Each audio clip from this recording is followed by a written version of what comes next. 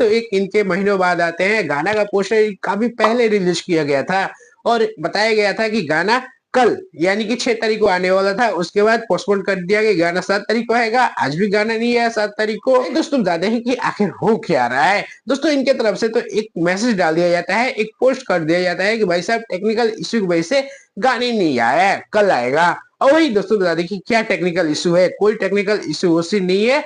इस गाने में कुछ ऐसा माल मिलाया गया है कि इस गाने पे जब भी अपलोड हो रहा है तभी येलो डॉलर दिखा रहा है, और जब येलो डॉलर दिखाएगा तो गाने की कमाई नहीं होगी। आप सभी तो जानते हुए, और जितने सारे यूट्यूब पे गाने आते हैं उनकी कमाई सिर्फ यूट्यूब से ही होती है, तो पवन सिंह के गाना का भी यूट्यूब से ही कमाई होगी। इनका ये गाना इसलिए नहीं आ रहा है क्योंकि बार बार जब भी अपलोड हो रहा है तब भी इस गाने पे येलो डॉलर देखने को मिल रहा है।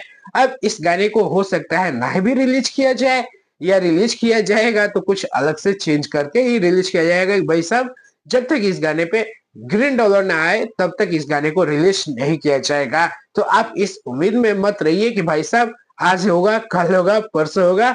नहीं भी हो सकता है। इस उम्मीद में मत रहिए कि ये गाना आएगा।